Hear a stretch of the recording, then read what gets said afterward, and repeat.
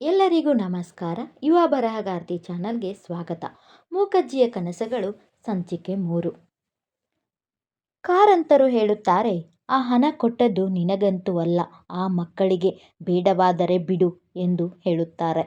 ಅವಳ ಕಣ್ಣಲ್ಲಿ ನೀರು ತುಂಬಿಕೊಂಡರೂ ದಿಮಾಕಿನಿಂದಲೇ ಕಣ್ಣರಳಿಸಿ, ಅಯ್ಯ, ಕಾಸು ಬೇಡ ಯಾರದ್ದೋ ನನಗೆ. ನನ್ನ ರಟ್ಟಿ ಗಟ್ಟಿಯಿದೆ, ದುಡಿದು ನನ್ನ ಮಕ್ಕಳನ್ನು ಸಾಕುತ್ತೇನೆ ಎನ್ನುತ್ತಾಳೆ. ಇದರಲ್ಲಿಯೇ ಗೊತ್ತಾಗುತ್ತದೆ ಅವಳಿಗೆ ತನ್ನ ಮಕ್ಕಳನ್ನು ತಾನೇ ದುಡಿದು ಸಾಕಬೇಕೆನ್ನುವ ಛಲ, ಯಾರಿಗೂ ಹೊರೆಯಾಗಬಾರದು ಎನ್ನುವ ನಾಗಿಯ ಉದ್ದೇಶ ಇಲ್ಲಿ ಎದ್ದು ಕಾಣುತ್ತದೆ. ನಾಗಿಯು ಅಷ್ಟಕ್ಕೆ ಸುಮ್ಮನಾಗುವುದಿಲ್ಲ. ಮುಂದೆ ವರೆದು ಹೇಳುತ್ತಾಳೆ, ನನ್ನ ಮಕ್ಕಳು ದೊಡ್ಡವರಾದ ಮೇಲೆ ಆ ಒಡೆಯನ ಮುಂದೆ ನಿಲ್ಲಿಸಿ, ನೋಡಿ ಇವರನ್ನು, ನೋಡಿದ ಮೇಲೆ ಬಾವಿಗೆ ಹಾರಿಕೊಳ್ಳಿ ಎಂದು ಅಂದು ಬರುವವಳು ನಾನು ಎಂದು ಹೇಳುತ್ತಾಳೆ. ಕಾರಂತರಿಗೆ ಇದೇನು ಅರ್ಥವಾಗುವುದಿಲ್ಲ. ನಾನು ಇನ್ನು ಶಾಲೆಗೆ ಹೋಗುವ ಹುಡುಗ, ನನ್ನ ಹತ್ತಿರ ಏನು ನಿನ್ನ ಪಂಥ ಎಂದು ನಾಗಿಯನ್ನ ಕೇಳುತ್ತಾರೆ. ತನ್ನನ್ನು ಕಡೆಗಣಿಸುವವರ ವಿರುದ್ಧ ನಾಗಿಯು ಸಿಡಿದೇಳುತ್ತಾಳೆ.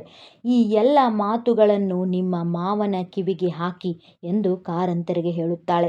ನಾಗಿಯು ಇಲ್ಲಿ ತನ್ನನ್ನು ತಾನು ಮಹಾಭಾರತದಲ್ಲಿ ಬರುವ ಶಿಖಂಡಿಗೆ ಹೋಲಿಸಿಕೊಂಡು ಮಾತನಾಡುತ್ತಾಳೆ.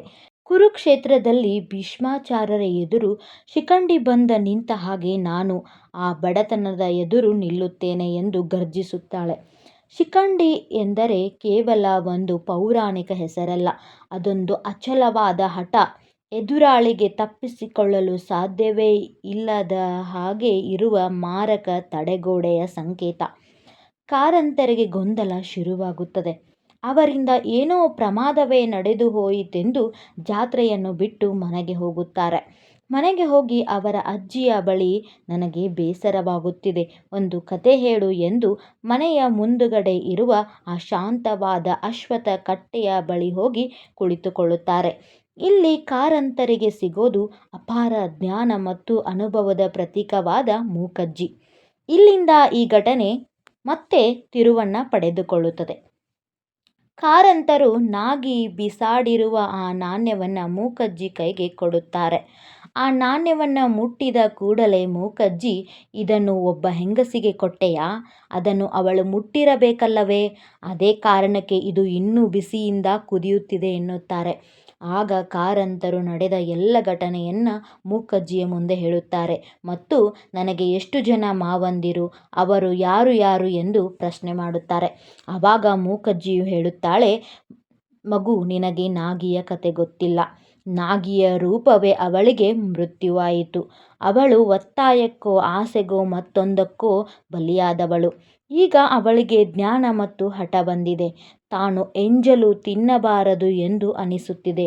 ಅವಳ ಮಕ್ಕಳು ದೊಡ್ಡವರಾದ ಮೇಲೆ ಹೇಳಿದ ಹಾಗೆ ಮಾಡಿದರೂ ಮಾಡುತ್ತಾಳೆ. ನಿನ್ನ ಮಾವ ಬದುಕುಳಿದಿದ್ದರೆ ಅವನ ಮುಂದೆ ಹೋಗಿ ನಿಲ್ಲಿಸಿ, ನೀವು ಕೈಬಿಟ್ಟ ನನ್ನನ್ನು ದಾರಿಯಲ್ಲಿ ಕಡೆದರೆ ಏನಾಯಿತು? ಇವುಗಳ ಅಪ್ಪ ನೀವೇ ಎಂದು 10 ಜನರ ಮುಂದೆ ಹೇಳಿದರೂ ಹೇಳುತ್ತಾಳೆ. ಇಲ್ಲಿ ಕಾರಂತರಿಗೆ ಒಂದು ಭಯ, ಆ ಮಕ್ಕಳಿಂದ ಅವನನ್ನು ಕೊಲ್ಲಿಸದಿದ್ದರೆ ಸಾಕು ಎನ್ನುತ್ತಾರೆ. ಆವಾಗ ಮೂಕಜ್ಜಿ ನಕ್ಕು, ಮಾನಕ್ಕಿಂತ ಸಾವೊಂದು ದೊಡ್ಡದೇ ಎಂದು ಕಾರಂತರನ್ನ ಕೇಳುತ್ತಾರೆ. ಇನ್ನು ಮುಂದಿನ ಭಾಗದಲ್ಲಿ ನೋಡೋಣ. ಎಲ್ಲರಿಗೂ ನಮಸ್ಕಾರ.